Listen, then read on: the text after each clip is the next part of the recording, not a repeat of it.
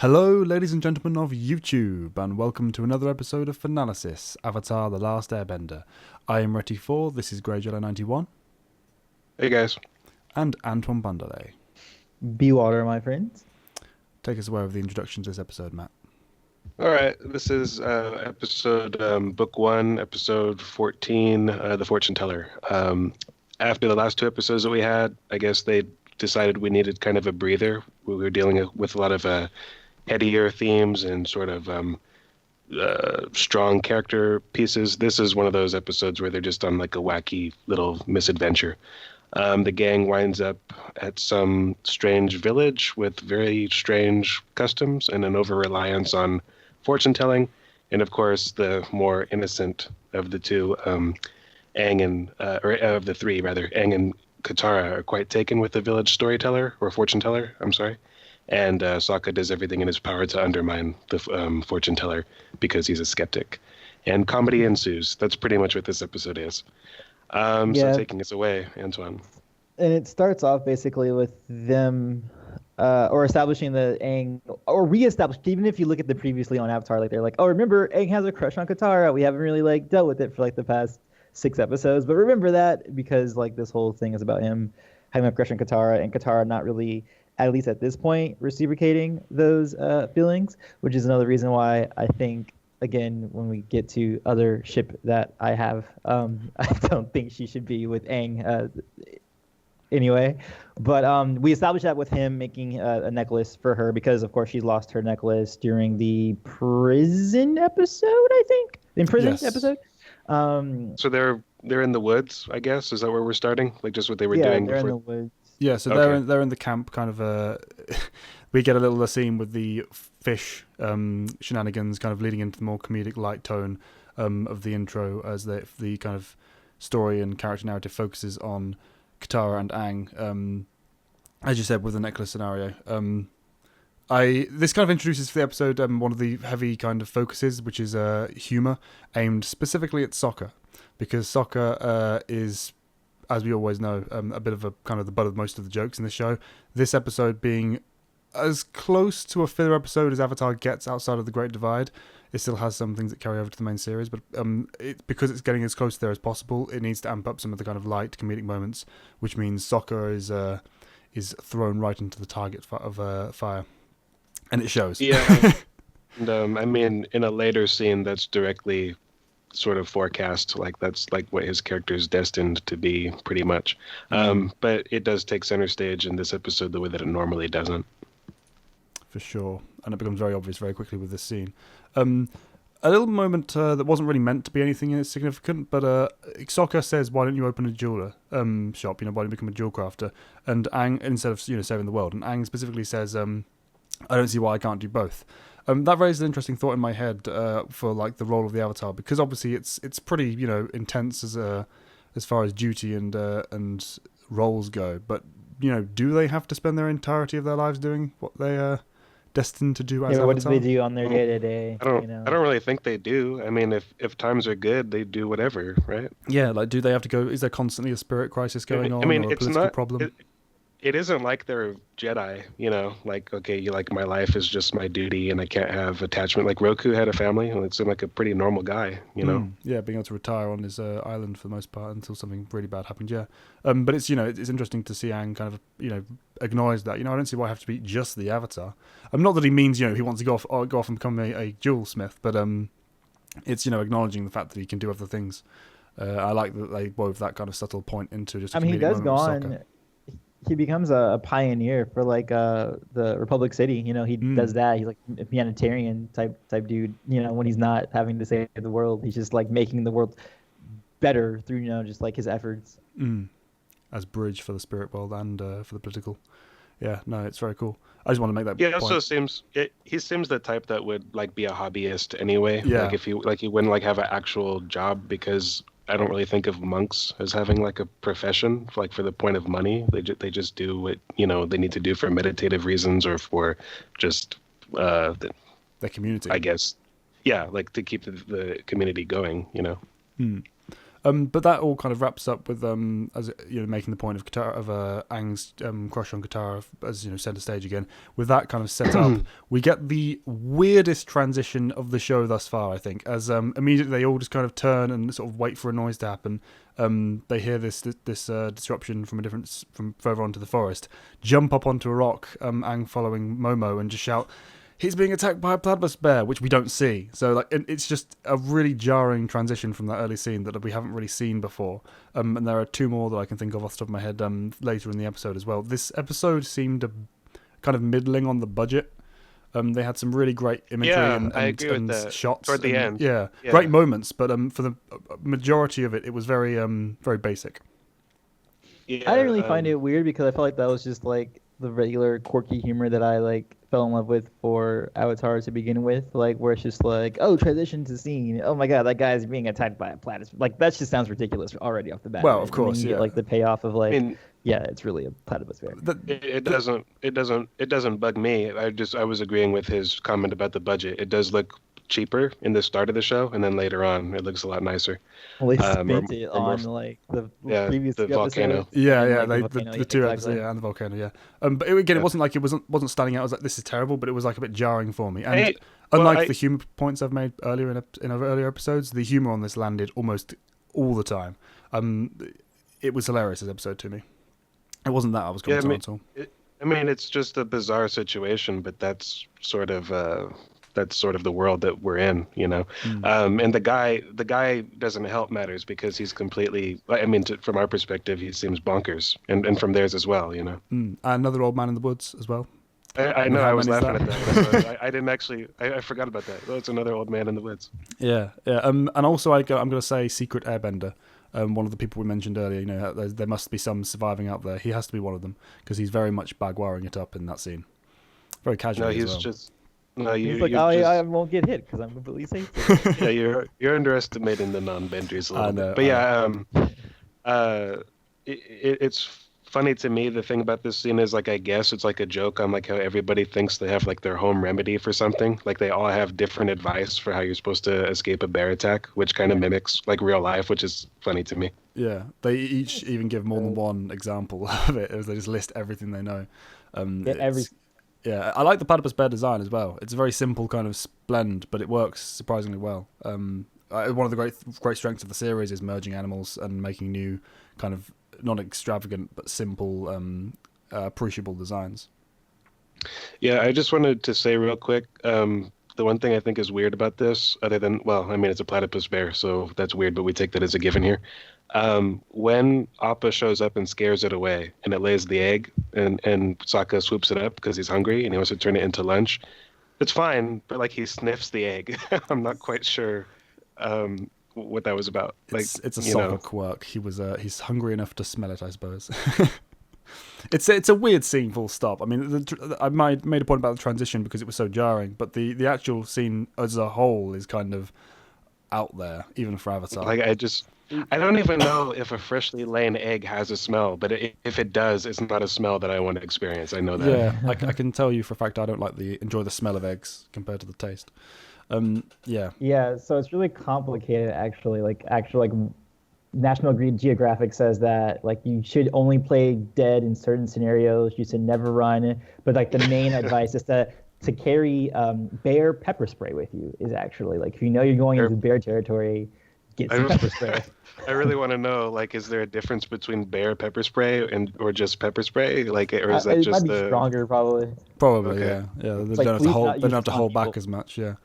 But yeah, they head off into the town after hearing about Aunt Wu from this old man in the woods. He introduces the plot for them, gives them the umbrella. I like the introduction of Aunt Wu. Yeah, the guy introduces Aunt Wu, mentions it. Who? No, Aunt Wu. Oh my god! I can't. How to do it? I hate you both. I hate myself for not realizing that's what you're doing. Just because I got the joke. I thought, have I got the name wrong? No, yeah, I was being dim. No, I was like, but yeah, no, I like the introduction of Sokka's cynicism here, and I also like the fact that his cynicism isn't the joke. Everything around it, and the kind of his life being his eternal curse, as we spoke about in the live stream, Matt. But I like the fact that it's focusing on what he's making sense effectively. You know, the points he's making throughout the episode, and the jokes are not at that expense. It's kind of like I said during the stream as well, that he's at a disadvantage because there is mysticism and weirdness in this world that has validity. So very often he's wrong, even though he's easy to relate to. Like, yes, he's talking sense. The world functions in a sense it's almost like it has a will, like the Force, to prove him wrong. Yeah, but this is one of the examples where he isn't wrong. And it's almost. No, but he is. You know what I mean? Like, everything he does, like, I predict it's gonna keep drizzling, and then immediately the sun comes out. Yeah, Sod's law definitely works against him here, but his core point is right, and I like the fact that you said how he's at a disadvantage, because in this instance he is for an entirely different reason. He's at a disadvantage because everyone else believes the mysticism so readily. You know, that's actually to their detriment in this instance, but because it's the norm and they kind of expect it to an extent. I mean, this is obviously the extreme. He can't. He's basically. I think it's. Is it Sisyphus, the Greek myth about the trying to roll up that stone up the hill, and just like every day it doesn't work. It's like this eternal endless struggle. That's kind of what he's got going on here, like this entire episode. I get what he's trying to do, but it's really all for naught. Yeah, I like the fact that the comedy lands though. You know, every moment it had me laughing pretty much with soccer involved. I do want to say the moment when they're walking towards the village and Katara and Aang are sharing the umbrella together. I like the shot just before that where it started raining on her and she sort of plucked all the drops off her. That was A, that's a cool visual, and B, that's extra spite for Sokka because she doesn't need it. She doesn't need the umbrella. It's just you can come under the umbrella that I don't need. You know, if you admit you're wrong. You know, it's a nice moment of comedy for me. Yeah. I like the fact as well. I like the shot with when Appa was walking by, and then you can see the wind going through the grass when Sokka's all sad and is like, I don't want to be under an umbrella. I thought that was a really nice shot. Yeah, the shot itself is beautiful as well, but that raises a point that I wanted to mention later, but may as well now here because I'll forget otherwise. I said about the animation budget being kind of substandard for this episode, or compared to usual. Something they absolutely nailed throughout consistently was the wind. When they're climbing the mountain later, the kind of movement and the animation of the clothing, I thought it was particularly noteworthy. Maybe it just stood out because of the rest of the episode, but I felt that was really well done. It kind of helped sell some of the shots they were pulling off and helping kind of keep your eye focused on where it needs to be relative to the angles. I really enjoyed that part of this episode. I agree. But yeah, they get to the actual town. The actual village then? Yeah, they arrive at Wu's, with, as I've noted, put in the notes, the irrelevant doorman who just kind of goes, she's been expecting you. You can always say that, like that can be like the generic thing for her opening because she should always expect you. Yeah. You can tell he says that literally every time. He's there for theater. I don't think it's really there for because she really told me, oh yeah, hey, you should be expecting these two kids. He just says it all the time. Yeah, it's like a bathroom guy with a breath mint or whatever. I'll fix your ties. They're just there to pretend to be addressing you specifically. Right. As you said, all theatre. But I like the thing I said. The reason I said it was kind of irrelevant is because he stands out. He's quite strikingly in character design. I know we always say that the background characters are well done in Avatar, but he in particular does stand out from looking completely different to as we've seen before. He does look like an anime character who's about to whip out a sword and do something. I'll give you that. Yeah, and then he just kind of sits like a Jiang. Yes, that was the point. Yeah, that was the point I was going to make. He's kind of the rugged hair, the kind of straight, simple clothing. He's stark, if you know what I mean. He stands out from the bland background that was behind him, or not bland, but comparatively. Speaking of backgrounds, I love the setup of the room as they go into Wu's. It was very ornate and kind of very lived in, which we don't see often in Avatar, or at least haven't up to this point, because the Earth Kingdom they've been traveling through has been relatively sparse, and low grade because they've been the poorer territories. This is first time we've seen kind of luxury for the gang, or one of the first times. Yeah, she has a lot of rugs and candles and lanterns all over the place. It's very much also Hobbit hole style. Everything's full. There's stuff going all over the place.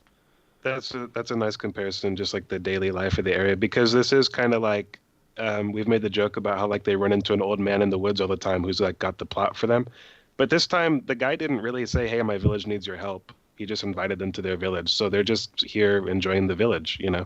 Yeah, it's a point about the episode as a whole. I noticed about the halfway point that nothing had really happened. We've got character moments and and stuff is being introduced, but there's no thrilling overarching narrative being told until the very end when they introduce and then execute the climax. It's all very sedate. It's very just full of character moments, and it's a nice change of pace from the rest of the show, especially following the storm and the Blue Spirit. You definitely need a kind of a space to breathe. So it's not just dramatic moment, epic moment. It is a calm before the storm that is to follow. Yeah, this is arguably the last time that happens, because the next the last quarter of the season is all relevant going forward. Yeah, definitely. We're introduced to Meng, who is, if anyone doesn't know, voiced by Toph. I did notice that. Yeah. It's I caught that. She looks like Toph too a little bit. Yeah. The main character, yeah. The voice actress is Jessie. What is it? Jessie Flower. Yeah. I think so. Anyway, correct me if I'm wrong there. Yeah, it's in your notes as Flower. I see it now. Excellent. I've got the notes up in front of me. So yeah, the kind of framing of her crush on Aang, contrasting about his reaction to Katara and how he's kind of mirroring what she's doing to him. I enjoyed, and that's kind of introduced in this part of the episode. Yeah, the difference is I was thinking about that. So Aang gives Katara a necklace, and she's like, "How do I look?" And he's all, it's like, does he just always see her like that? That's got to be tough. But this girl, I feel like anybody who has big ears apparently, because that's what her prediction is. She'll marry somebody with big ears. Yeah.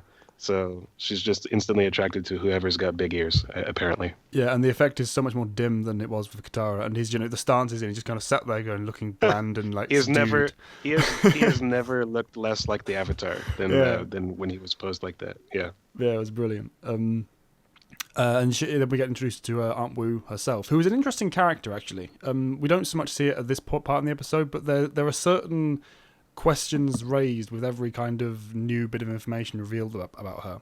She's not particularly, I wouldn't say compelling or deep, but there are things that I'm like, that doesn't quite line up with what's being presented, which leaves a little bit of intrigue for her. Her fortunes are kind of funny, though. Oh, yeah. Because, as I said, the comedy is hilarious throughout. Well, and also, the indication of, how old Katara will be, and we know how old she ends up being. It seems kind of right that, she would die in her sleep like that. Or, I mean, the fact that, she said the whole fortune-telling thing about she's going to fall in love with a powerful bender, but I feel like that could be opened up. That could have been Zuko, yeah. Right. It was intentionally. I think it was intentional. Yeah, exactly. I think it was cool that, go away, probably telemarketer. She reminds me a little bit of Mulan's mom. From Mulan came out in the 90s. Her hairstyle looks exactly the same. Yeah, that's true. Yeah, I can't remember what her mom did in that movie, but I remember what she looked like. Yeah, absolutely. Yeah, that's the first thing I thought. It was it's Mulan's mom. But yeah, I definitely agree that it's a very similar kind of character design, and she kind of carries herself almost identically to the character. Yeah, it's a good spot that. But what you say about Katara's story, kind of fortune telling, Aang is kind of very keen to listen in on that for the reasons obviously brought up in the start of the episode. I like the moments with Sokka here because again it's readdressing his cynicism and how he's completely done with this from the beginning. He's just like, oh, okay, fine, whatever, let's get on with it. And everyone out, the other two are so much more committed. They spend time pointing, every single moment they can possibly squeeze in, they make a joke about that, and this entire scene feels very. I said about the background feeling lived in, but the way they're sitting, the way they're interacting with the items that are around on the floor, it's very well crafted. This entire kind of casual and ultimately not important scene. It makes sense to me that Sokka would be tuning a lot of this out and just waiting to leave. She's surprised at Aang's interest in romance when it comes to his reading as well. This early on, right? Because he has this big bat, you're gonna have this huge battle, and it's gonna be this craziness. He's like, yeah, but Yeah, I know that. I know that. We all know Which is that. interesting. Yeah, it's interesting. Like they didn't. He didn't introduce himself as like I'm the Avatar this time, right? So it's like Right. she. Exactly. No. She's That was actually kind of legit like a. fortune teller. Yeah, I was gonna say that was a legitimate reading, pretty much. You know. I got the Well, impression it all of wasn't. her I got the readings are impression it was legitimate. relatively obvious because of the tattoos. I got the impression the this person tattoos was quite astute and quite aware, and she basically clocked on. Oh, okay, so this person. Okay, you have a great. She would have been aware that this was the Avatar, so she could have made an easy reading about how great evil conflict, darkness, battle. Or at least that was my interpretation anyway. Yeah. The fortune teller, like all of her tellings are actually true. Like at the end of the day, like at all everything that she says does come to pass, except for maybe the lie she told to Aang just to make him feel better, and that wasn't really a real telling. You could tell from the scene that wasn't a real telling. But everything else, even the volcano not destroying the village, is true, even though it wasn't what people were expecting, or just like because they think it's not going to explode and it'll be fine. But it's what she said came true. I definitely get the feeling she's like almost confirmed as a charlatan though, because everything. I mean, if they had interrupted or made her read the new signs, she would have got it wrong, like full stop. If they had left, she would have been completely wrong. No, that's the thing, though. You're thinking of it wrong. Like it's like self-fulfilling prophecy. No, of course, like of course, but the village will not be destroyed, and it wasn't, right? And yes, you could say, well, her initial reading was wrong, but that doesn't matter. Like, you know what I mean? Like that at the end of the day, the village wasn't destroyed. But then you've got, her interactions with Katara. She's very clearly just spewing whatever. I was gonna say that I agreed with Antoine, except for what I thought was her humoring Katara to get her the hell out of my shop because I'm tired of being bothered. Cause, like she goes into, I think she's like, oh, you'll have like your 5th great grandchild before, and it's like, Katara would have to be crazy old. Like that doesn't seem to be where she's going, like in Korra to me. But I mean, that's it could what it feels be, like to me, because like they're pretty. I don't know, like but Shinora is like the oldest, and she's like what, 12? Like, so I mean, she'd have to wait a while to have like your 4th great grandchild. Like, I mean, or something like that. Yeah. Like, I don't know. It's possible, but she'd have to be Kyoshi old for that to be what's going on. And there's also, Aang as well at the end when she said, were you just saying that to humor me and make me feel better? And she's like, just that she doesn't seem to me to be on the up and up, but not like in a negative way. She's not manipulating people for selfish gain. I mean, she's not, for one thing, she's not charging. She's not tells you a lot. But to me, I'll get a bit more to it way later when the scene comes up. But to me, it seems like she is just, like I say, humoring people and giving these self-fulfilling prophecies. Well, you don't really have to charge if people are giving you, room and board. Basically, like there's a whole village tending to her. Oh yeah, because she's doing all these tellings. And she definitely seems to be wealthily, addressed and with good holdings and stuff. So maybe that is just a case of them just kind of supporting her for the sake of these tellings. Yeah. I think that I'm going to be a little kinder to her. I don't think she's a charlatan because I think she believes what she's saying. I don't know. She seems too shrewd for that. I think she believes it, and I think that she's a completely legit fortune teller, honestly. Okay, well, my interpretation is that she went along with it back in the day and kind of got herself locked into a situation which she couldn't back out of, and so she's just been kind of committing to it. That's my interpretation when she got here about 20 years ago. That's that's your headcanon. That's not your interpretation. That's nowhere in the episode. I just want to make that clear. Well, that's what I'm saying. But I think that's what I got from it. Like she seems to me to be someone who is kind of going along with this and thinking it's good to do so, but I think you're discounting what she's supposed to be like from like a writing perspective, like the kind of character she is. Like she is right. It's just not as plain as day. Like when the guy who made it through the woods, like it's bookended with him. Like at the end, like it's addressed in the episode. That's when Sokka goes, "I hate you." It's like this same conversation that we're having. They're both right, and that's inarguable. Yeah, because look, her actual words are, "The village will not be destroyed by the volcano this year." She didn't say anything about like the volcano is not going to erupt this year. Like in that case, she would be a charlatan and she would be a fake. But she literally tells a fortune that's true, and all her other fortunes, no matter how you as the interpreter interpret it. I definitely get where you're coming from, but I just feel like that's circumspect. Like I'm 100% with Sokka on this. If they hadn't intervened, that's kind of how, and that's kind of. Like fortune tellers in fable, that's kind of how they work. You hear a prophecy or something, you take into whatever how you want it. But like whatever they end up saying does end up becoming true, no matter what you thought the outcome of that would have been. completely agree, and I get why that's by design. But to me, like the fact that it wasn't just if they hadn't like actively themselves countered her own comments, then it wouldn't have worked out the way it did. So it seems like. But the outcome has nothing to do with that. The outcome has nothing to do with that. I mean, I'm not sure. No, I get the logic. That's why Sokka is frustrated, because he doesn't realize that like by intervening and trying to prove her wrong, he made her right. It. Right. You know what I mean? If they hadn't been there, she would have been wrong, and like the galaxy. I'm used to talking about Star Wars. The village would have been destroyed. But or if they weren't there, she maybe would have been like, "Oh yeah, hey, we need to leave this." Okay, so here's the thing. This is what I think. I don't think she knew that was going to happen. That's my point. No, I don't, and I don't think she knows specifically what's going to happen. I don't think she knows that Aang's going to fight Ozai. She just knows that there's like a great battle. Like it's vague. You know what I mean? Yeah. I just think literally she's just making it up and going. With to me, it's. I don't think. Making it's not that she's making it up. I genuinely do think that's the case. But this is interesting that we've all come to different conclusions. I find that fascinating. I think if you look at. I mean, this is an interesting discussion we're having because it just the way that we view this character. But I mean, if you look at her reaction to like when the way that she's talking to Aang, like during his first reading.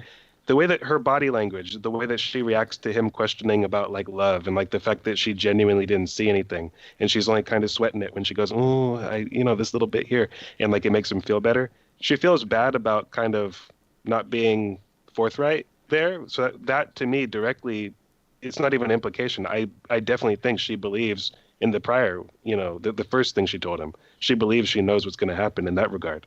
You know what I'm saying? I don't think she's... I read that as purely theatre. But that's interesting that we both picked that up differently there, because I feel like they would have had like a more mystical element attached to the episode if the writers intended for it to be an actual case of her being able to see the future, even if it's vague.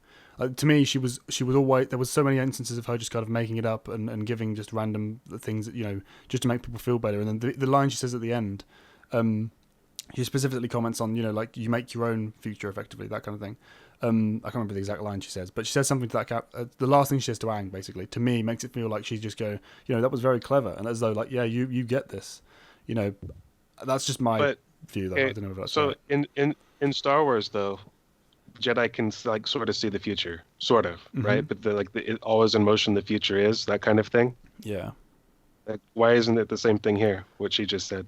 Because I just think that the readings she's making are so like random guesses, or self-fulfilling prophecies by Biden that she could identify. Would you acknowledge that similar dynamic could be in place here? Yeah, it could be. I just don't think it's the case. I very much think that she is a well-meaning charlatan. Like she's just doing it as theatre, as kind of positive influence, that kind of thing. That's just my. I don't know. Commenters, put what you think, because this is interesting. I find it interesting that we've all got three different, so far, or at least two different perspectives. Not really different. Not really different. It's more like 2-1. I'm more in line with. And I don't think every little thing she said she meant. I think it's times when she's just trying to get Katara out of her shop. But I agree with him that like she is right in the end. It doesn't matter that somebody had to intervene for her to be right, because she didn't comment about the methods or means or. You know what I mean? Like the world doesn't function. It's not like this pure thing where like this is only true in a petri dish where you don't interfere. The world is like lived in and interacted by everybody who walks into the scene. So the fact that the gang intervenes and saves the village, it doesn't do anything to disprove her statement. Even though I can see why Sokka is frustrated. I get what you mean. It just seems to me like meaningless to the end point of her being. She's not telling the future. She's just guessing and happening to be right, if you know what I mean. That's how I'm seeing this. And Sokka is like, that's what Sokka's frustration is. He's saying that if we hadn't done this, if you weren't doing this, you wouldn't be right. So you're the ones doing this. It's self-fulfilling prophecy that she's spouted to you and kind of influenced you with, and the rest of it just happens to be guesswork. At least. Well, like you said, I'm interested to see commenting or the comments here, because so far it's 2-1. Yeah, it'd be interesting. But anyway, we've gone on about that long enough. Sorry. What was the next step? It's just a reading. It's just a reading. That's what she's doing as a fortune teller. Yeah. But she gives that reading. She makes up the next bit because it's or seems to, because Aang's looking sad and she's kind of like, but yeah, look, I missed this. But yeah, so that moment happens. Aang's cheered up. It shows that she's at least well-meaning, because she didn't have to do that. She was just cheering up this kid that she'd accidentally made sad. You know what? Actually, just to touch on that again, it would be kind of interesting because we don't really know what their love life is like post this series and kind of past the comics that are going on right now. Ooh, But it would be interesting if the way she says that like there isn't really like love in the future, and also with the little insights we got from Boomy, not King Boomy, but Boomy Aang's son, and Kaya, is that they felt that Aang wasn't the best dad that he could be to them because he kind of put all of his attention to Tenzin. So we could maybe interpret that maybe like their marriage wasn't like super perfect as you would kind of think of within like a kid show. And that's one of the things I like about Legend of Korra too, is that it kind of goes into like there's not always like perfect endings for people and in real adult relationships. Like with Toph, she's had like several husbands and all that kind of stuff. So that'd be kind of cool. I never got the impression. I got the impression that Toph was unmarried, like, but just unmarried. She's like going around, Yeah. Because she's just she can't be stayed in one relationship. Yeah, I mean, I feel like I'll get shit for saying this, but I mean, it's okay because you basically just said the same thing, so I won't be alone. I like that part of book 2 a lot. Like, that's my favorite part of book 2, aside from the wand stuff, basically, is the realism with like the family dynamic, and that families aren't perfect. Yeah. I mean, so for her to Wu to be like, I don't really see like love, or it's hard for me to see like love. I don't know. It could be interpreted that like something else is going on in his future where something like that could happen. The love thing is weird between Aang and Katara, and like I'll bring it up again toward the end of this episode. I'll just say that. Right. Yeah. Okay. Yeah. For sure. All right. Cool. Yeah. We move on, and then what? Is it the volcano stuff that we're talking about now? Yeah. Basically, it's she. The next bit of the episode is Aang seeking romantic advice from Sokka, which goes about as well as you expect. Given this particular episode's focus on Sokka being undermined. Does Sokka do that himself? Because I don't think he's even treats like his own rulings of. Strange. It's strange also because in the beginning of the episode, he was picking up on the fact that Aang clearly was into Katara and like teasing him about it, like when they were camping. And then all of a sudden, like he legitimately thinks that like he's into like the dorky girl that is after the big-eared man that she's supposed to marry. He's like, I think I know who you're talking about. And at first I thought, is he messing with Aang? Like he's giving him advice to like help him along with like this other one that he knows he's not really interested in. But no, he really thinks he's into Meng. So I mean, Sokka's really oblivious, no matter how you slice it. True. In that instance, really? Yeah, it did I seem like. I thought he did know he was into Katara. No, I definitely thought it was Meng, because I mean he's looking at Meng as he's going. I'm picking up some pretty subtle hints. But yeah, no, because. Yeah, he like I thought at first, okay, secretly I know he's into Katara, but I'm gonna play it off and just mess with him and give him advice to go out with this Mang because he's being Sokka. But no, like when he starts acting aloof toward the girl, he's like, that kid is good. And he's like, you really think he's into Mang? That's weird. It is a bit strange. I think the writers kind of missed or forgot that they'd already realised at the start of this that there was something going on in that regard. But you're right, it is a bit of a weird inconsistency.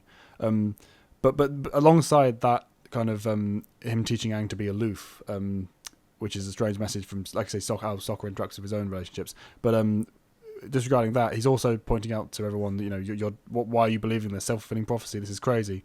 The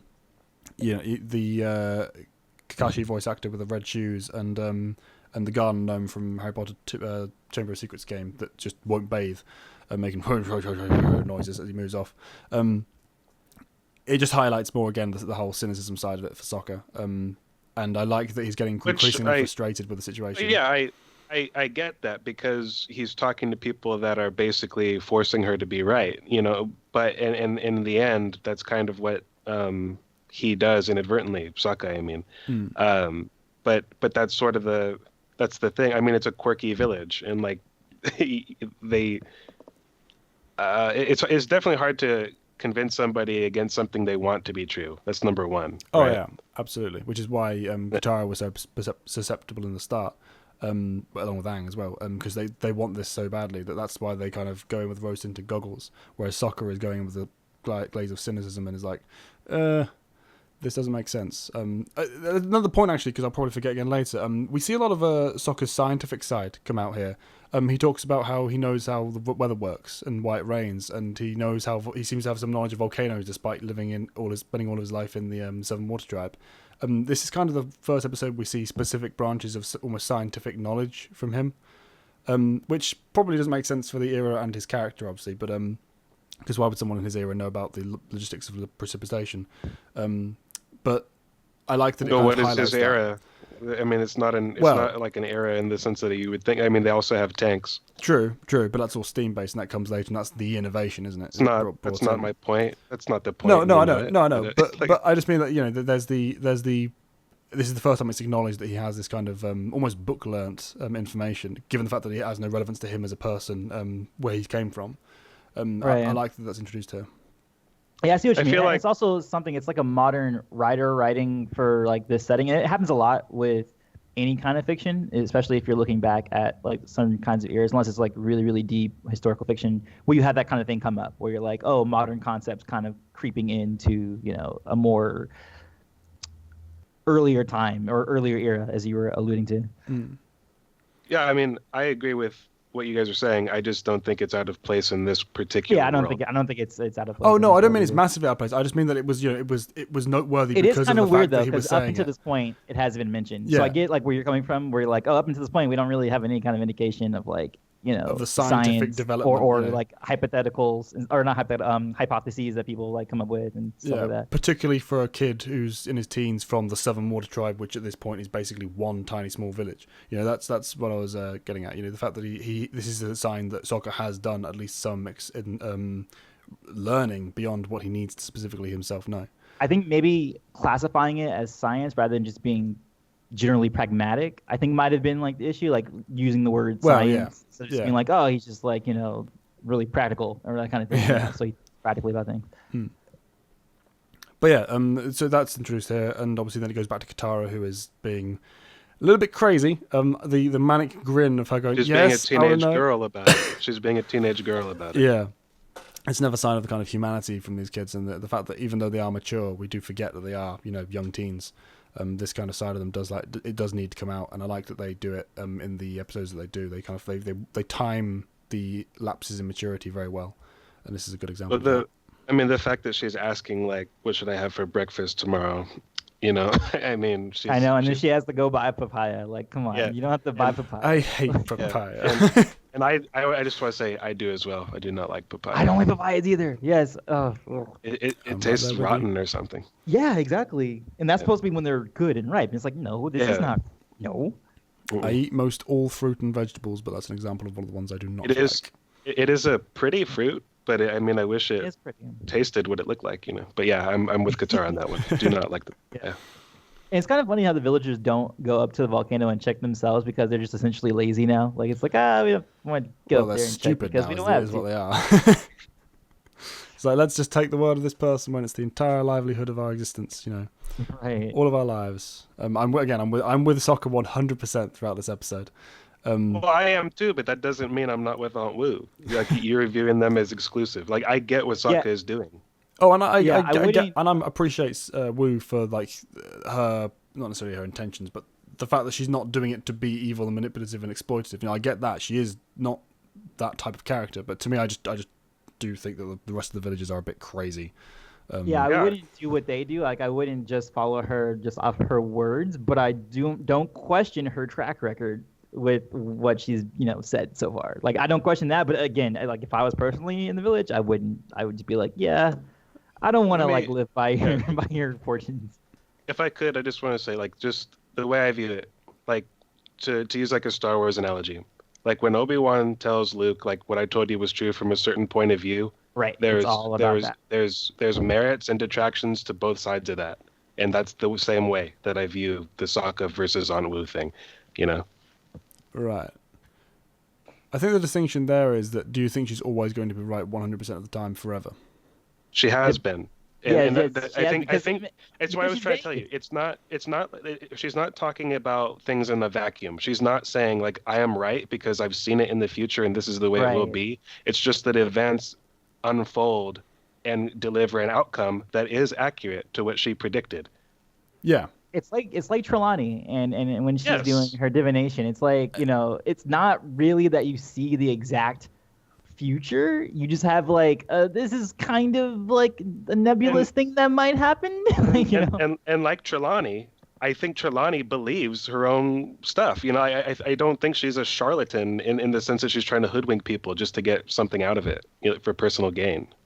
Depends on the moment with Trelawney for me, but I definitely think that the Aunt Wu is more on the level than Trelawney as a whole, because Trelawney only really had 2 real prophecies. Yeah, she's only had 2 real ones. Yeah, and the rest were just like very loose stuff. You're forgetting, like, it's actually interesting. It's actually interesting. Like, she's right surprisingly a lot. Actually, if you actually there's actually there's a load of other stuff. Because we are going to do that, by the way. Yes, guys. yes, we are going to follow that too. We're going to do Harry Potter as well. So. Yeah, we're just. It's oftentimes it's one of those things J.K. Rowling did. Where like that's cool. Like she's like doing all these little like call forwards or whatever. Right. Like where things she does say happen in like a roundabout way. Just obviously not the way she meant, but it is true. You know? Right. Exactly. Yeah. Right. Which I think is the same thing what's going on with Wu too. Is that she not necessarily understands what she's saying. Yeah. I mean, she's just doing a reading, but it eventually does come true. Not because she actually knows it'll come true. She just nebulous. It's just nebulous.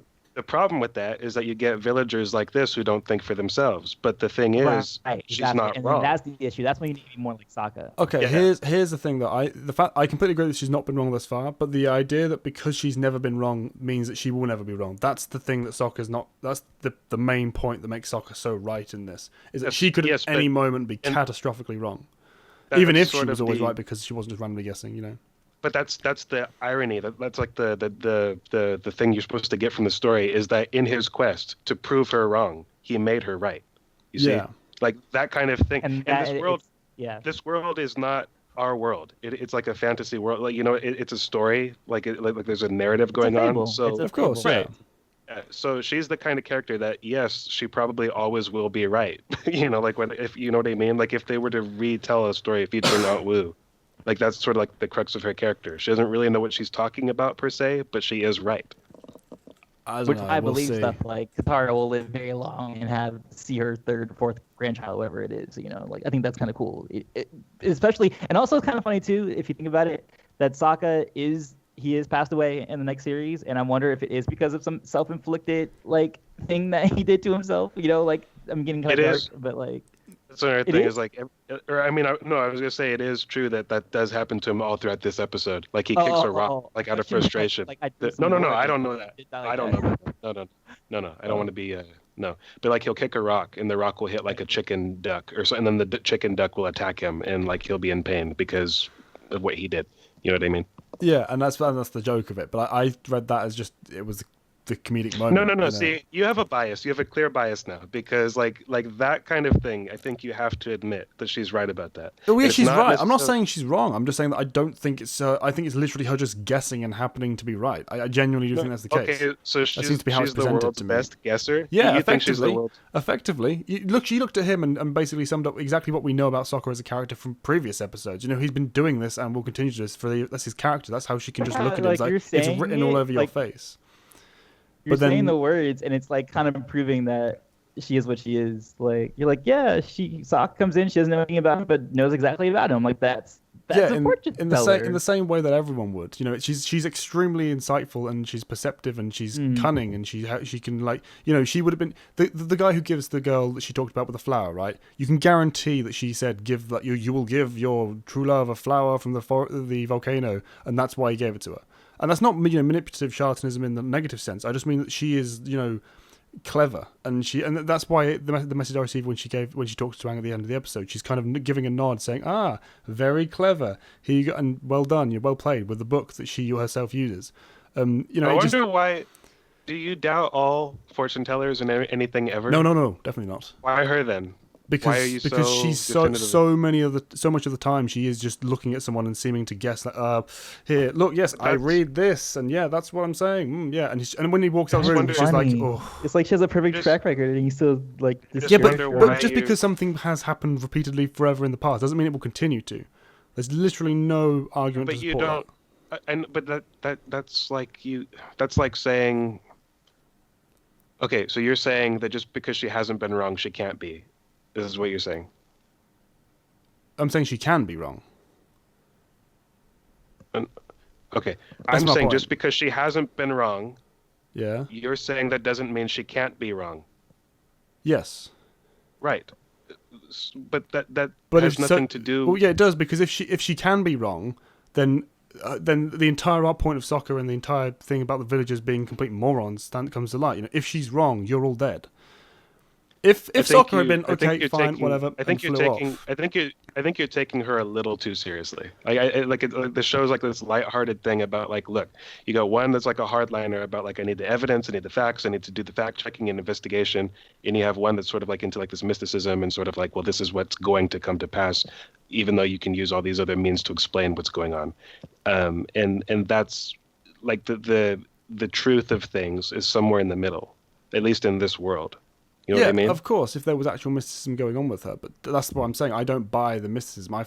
From everything that's portrayed with her, I feel like she's just making it up and either being clever and manipulating it so it comes true, or it happens to be true regardless. She's so not cleverly manipulating anything so that it becomes true. A lot of what are you talking about? Some of it is, the self-fulfilling prophecy stuff. Yeah, she manipulated them having to steal her book so they can like take the clouds. No, and, not that side. That was random chance. But there's loads of it is random. I think most of it. That's why Antoine's point about it's a fable. You're like Hermione. That's all. It's just Callan's Hermione. It's just Hermione right now. That's all. No, but of course, yeah. But the thing is that Hermione didn't believe things that were demonstrably the case sometimes, like or at least initially. But she was right about Trelawney, like almost entirely. No, she could be right. Like there were things that happened. Like there was even a part in What About Neville's Cup? Hermione didn't have an explanation for that. You know what I mean? Yeah, but Neville's a clumsy person. Like, so what? It doesn't matter. Did Trelawney know? Oh yeah, Neville of course. Was So if the argument is that the Fortuneteller could be a Fortuneteller, then I'll concede that is a possibility. No, but to me, that's not even in any way likely. Even by the nature of the story it's telling, picking up. Oh yes, this was right. This is. I just missed this. It's clearly supposed to be some kind of little parable about like how the facts can't explain everything that's ever going to happen. There is like this random element, like in like whatever you want to put like a name to. Like I mean, this is not like a new thing. No, I know, but this is why I'm more or less the difference between like religious people and skeptics. Yeah, but this is why I'm so fascinated by this, because the fact that you said there that it's not a case of it's supposed to say that it was random. Soccer is every single point he makes. He says this is why this is happening. This is why this is happening. This is random chance, etc. She's acting like she's foretold everything. If the gang hadn't 100% actively countermanded her and gone around what she had said and forced her to be right, like actively 100%. It wasn't just that she knew, I knew you were going to do that, and that's why we've talked about this. Yeah, I know you're not making a new point. We've talked about this for half an hour now. She's still right. Yeah, but that's not the point of her reading. The reading isn't to be like specifically say it's not going to be destroyed because you three will deny what I'm saying. So the idea is that whatever she says will come to pass, and then save us all. Do you know that's not how it works? Basically, like this entire podcast that we've been expressing these converse opinions is like it's perfectly outlined in. But Anwu said it wasn't going to be destroyed, and it wasn't. And Sokka going, "I hate you." Yeah, and like that's exactly what it is. That's the whole thing. But the idea is that the idea to think then that means that everything she says will come to pass. That's effectively what you're saying. If that's the case, that's a mischaracterization. We're not saying everything she says, period, will come to pass. But yes, any kind of fortune, any reading or fortune is what I mean to say. Yeah, any reading she has, based on her track record, the thing is. Okay, like in Game of Thrones, when like Cersei talks with like, the fortune teller and that shit happens, like, do you deny that? No, I'm not. But that's a very different set of rules. Because no, it's not. Why is it different? Because it was one thing stated, and it wasn't entirely self-fulfilling prophecy for one. And you haven't told that lady, but I'm sure she's told other fortunes. That's the reason why Cersei went there in the first place, because she heard that this lady has done it in the past. But I'm not saying she was wrong or she wasn't a fortune teller. This is a completely different set of circumstances. No, like, but from your perspective, she cut Cersei's thumb, sucked a little bit of her blood, and then spouted some stuff that just turned out to be true. Like, why is that more valid than this? For one, she hasn't got anywhere near as much active control of this situation. Like, Wu is in the environment pulling strings and every left, right, and centre, relying on self-fulfilling prophecies, very clearly making just random ass guesses. Oh God, Aang's about to get sad. Oh look, I missed this. Yeah, I do see this now. Well, that was the one that we all agreed that wasn't a real but my point portion. is, if that's not real, why can't so many other rest of the stuff be? Oh, it's going to be a good year for twins. That was an active. No, but she clearly didn't believe that one herself, and it's the only one like that. Is what I'm saying. Right. Well, half of Katara ones, but the twins. Yeah, it's going to be a good year. It's going to be a good year for twins. And oh my God. I don't know. It was. There wasn't, like, you see what I'm saying? Like, we don't know what happened a year after. I don't. Oh my God. Yeah, you could say that about anything though. Like, Oh like, yeah, we don't know what but this is my point. We don't know what happened after the book ended. Like, I don't. I mean, so what? It's just I just find it so interesting. This has been the focus because it was so clear to me that this wasn't the case, that she was a well-meaning charlatan, and it's really interesting that I'm not saying that you're wrong because it could be either ways, but I'm just saying that was the interpretation I took. It's interesting the way you phrased it. It was clear to you that this is the case or the point. It's like, that's not the point. Was the case, but that is the point could go either way. The point is that it's somewhere in between. That the truth is somewhere in between. It's like a parable, okay? But that message didn't carry through to me because the others were all very clearly either crazy or wrong, like in their logic. Not just what they were. Not yes, they said it didn't come to pass. They're right in that, but the logic that makes them so 100% like, yeah, it didn't come to pass. We're fine. Is like mind-bogglingly insane. You may as well be trying to explain why somebody can wave their hands or make water move. Then, like, you're taking issue with, like, this is not the real world. If that woman lived on like my street corner, I'd be more like Sokka, okay? Yeah, no, I get that. Wouldn't be. When you deal within the confines of this story, like, I don't see why she's so offensive to you.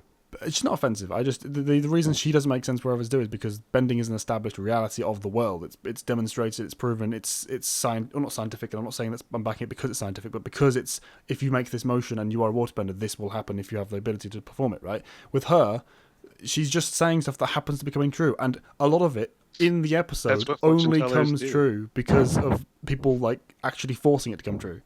They all would have died by that volcano if the other wasn't. I know you've said that. I think you're missing my point. Not even the point of the episode. I think you are. No, I know you're saying that she's factored in that they've come, and that's part of the story is that they created the end result that she saw, and I get that. But my point is that she didn't see that. She just happened to get lucky. Then that's my interpretation. She was completely lucky that they turned up and they fixed the problem because she's like, that's a surprise. But if you think about it, that's every prediction ever. And you're saying, well, that just proves it's all nonsense. And we're saying that's the way that's sort of the irony. The way it works. That's the way it's only every prediction, because all she sees, she doesn't see how the village does not get destroyed. She just sees that, oh hey, in a few days the village will still be here. I don't know how it's gonna be like that, but I just know it's gonna be like that. But, and that's pretty much everything she's ever said ever, you know? But, Trelawney and like, Prophecies, she specifically gives details and effectively sees how it's going to happen and describes it in detail. All she's saying is the volcano won't explode, and then it explodes. Right. Oh no! Well, she doesn't say that. She doesn't say that. The village will not be destroyed. The village will not be destroyed, and has no clue about the volcano happening at all herself. So she's just relying on the chance. Oh, it won't blow up. It'll be fine. I'll be right. And then she's wrong, and she's like, wait, what? If she knew that, she'd be a scientist, which she's not. Okay, like she's right because of the mysticism. You see what I'm saying? She's right because of luck and because these guys fixed the problem. Everything though, like that's literally everything. That's everything. I know. I completely get where you're coming from, but I'm just failing to illustrate my point. I think that. No, you're not. I understand your point perfectly.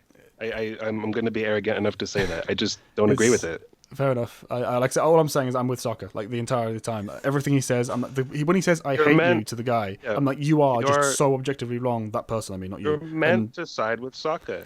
The problem is, like, like if you were in Sokka's shoes, he'd still have helped prove her right. So she's right in the end. That's the point. Like it's a story. No, okay, this is the thing. This is the final point I want to close on. The end result she proclaimed happened. That doesn't mean she was right. Is what I'm trying to say.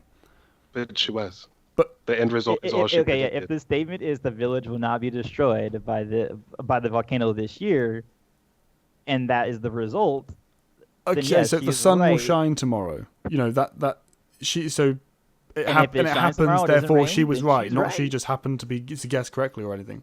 That's why I'm not understanding. Like, yeah, but that's That's the point. It like Sokka said, it's gonna keep raining, and then it didn't. Like Yeah, like, because I mean, Sod's like, law, and because that's the point of soccer. That was the comedic no, moment no, of it. no, no. Like, I mean, yes, but like from a narrative perspective, yes, because Sokka. But like because of the way the world works, there might be something to this Aunt Wu thing. You see what I'm saying?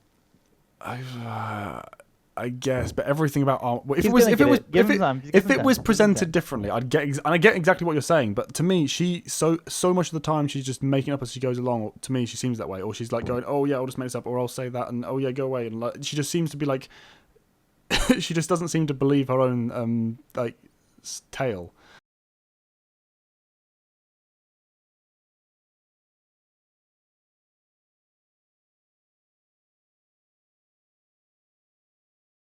I can't believe how much mileage this debate got. I know, right? I'm sorry, guys, that we stepped completely away. But this is like 80% of our conversations. What I do agree with Sokka is that I do forget sometimes how powerful Aang is, because when he did stop the volcano and the explosion with I think he gathered some of the clouds and then blew them out. Yeah, he and just then, basically summoned an air current and blasted it cool down instantly. And then that was actually a pretty cool scene, like you were saying. The budget definitely was there in that Fortunate episode. I noticed as soon as the ashes started floating through the air, oh, this is visually interesting. Yeah, here comes the budget. Yeah, that particular motion. The lava approaching was basically the budget sliding downhill. It was beautiful, and the imagery in the shot itself, when they're cast a silhouette against the lava in front of them, and or the ash in front of them anyway, and then it gives the side shot. With Sokka is basically making a comedic moment right there. He's basically doing the Wu thing to make Katara realize, oh wait, and then that's when she recognizes Aang.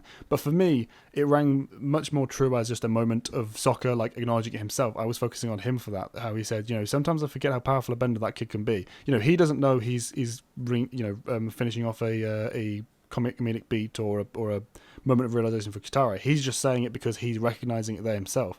And I think that moment, just for that alone, had a lot of power for me.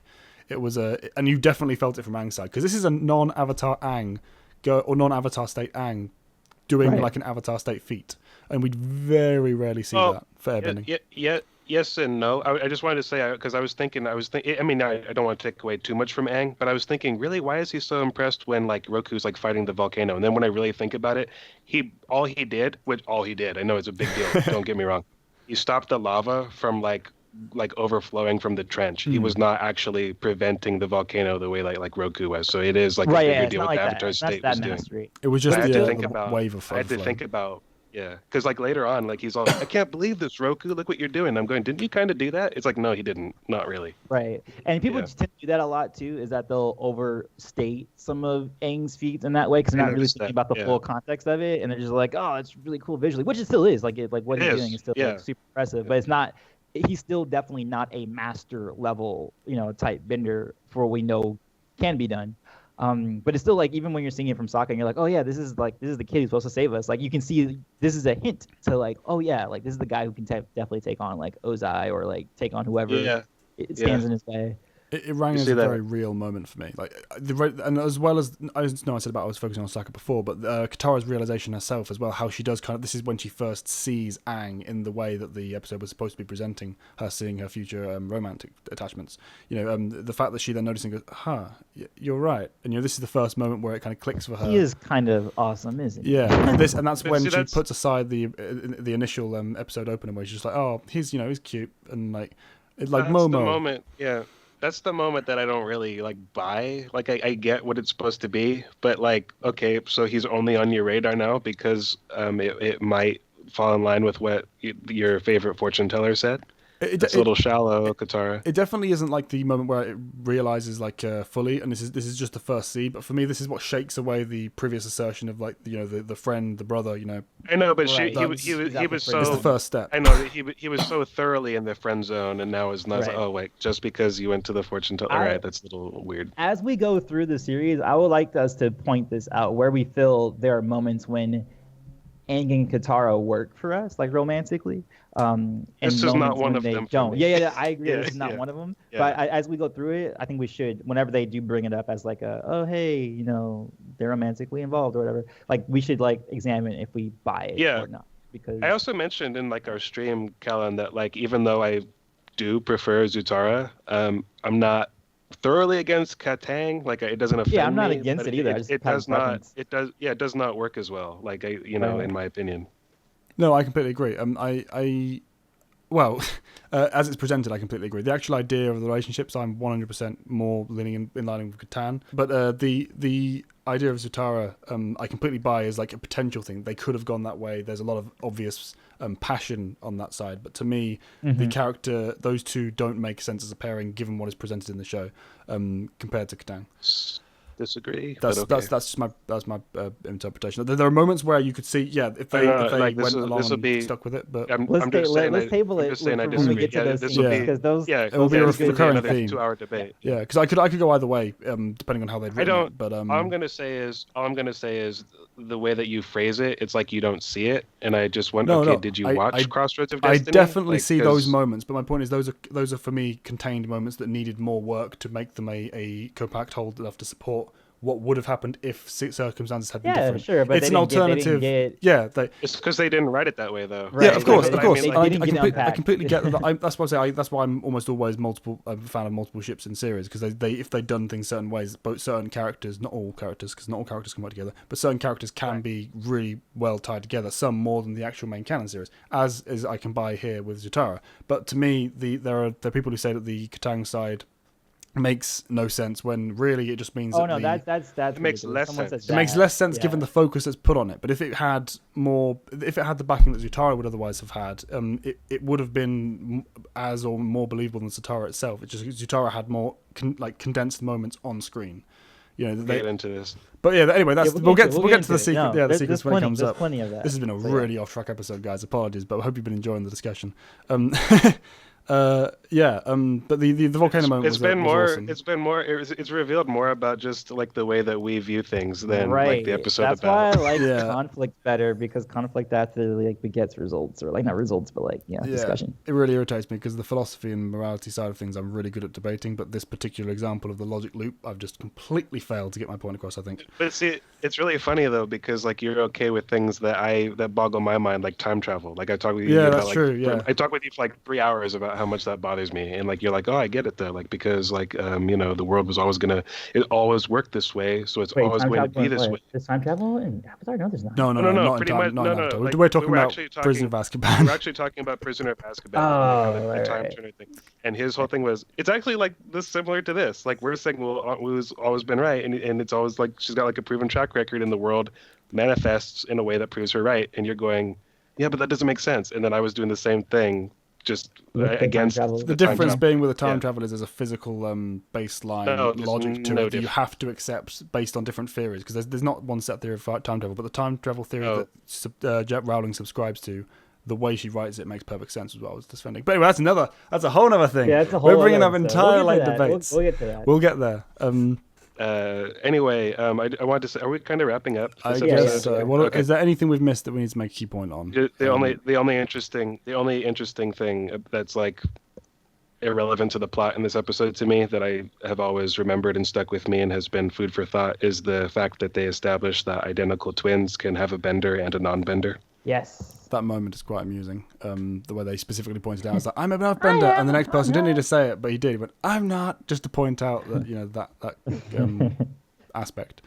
But yeah, the only other thing as well that I can remember is the scene with Meng and Aang when Meng confesses her feelings to Aang. I liked how that kind of was portrayed realistically and naturally. Obviously, it was cheesy as all hell because all scenes like that are. But I liked how honest it felt, and it was giving a good message of being open. I like you, and he's like, oh, I guess I don't like you like that. Yeah, I thought it was because they're both kids. It's a very well voice acted scene. Yes, yeah, and the fact that there were kids helped it make it more believable and natural as well, because it seemed that kind of situation and openness is so much easier for the younger. At least it's also amusing to me that at the end of the story, they're taking off and Mang is all bye floozy or whatever. But if I remember right, that's the only interaction she has with Katara the whole episode. So it's just kind of funny. like they don't talk before that. She's like bye Mang. It's an external joke, isn't it? It's just yeah, it's totally external. Yeah, but yeah, that's been a very discombobulated analysis of the fortune teller. Please let us know your thoughts on the specific kind of details of the discussion we've had and how whether or not you think. Hey, let's do a Woo poll. is- Okay, here's the reason why you should do polls in on YouTube. One, it gets people to look at the sidebar so that if we put recommended videos in there, they look at that. But also, it's a good interaction. So let's put a poll right now in the top right corner. Do you guys think that Aunt Wu is an actual fortune teller? Yes. And why? Yeah, and why? Very Do You can you do think, why comment too. Why why. could be in the comments, but like yes or no Yeah. in the top whatever right left corner after. do which you corner think it's in. she's right by happenstance, or do you think she knows she's right? That's the. It that's doesn't the big matter. thing. Like, Just do you- yes or no, do You're, you you're, think she's a you're fortune muddling teller? it. You're Yeah. saying just yes or no in the poll, guys, because he's confusing it. I am ready for, and I still don't have an outro. Killed him so much to hang up the phone on that. He wants to continue so bad. You have no idea, viewer. Anyway, this is Great Jedi 91. Signing off. Antoine Vandelay. Oh, remember, be water, my friends. The last time we had a debate like this, it was like 8 hours. Goodbye.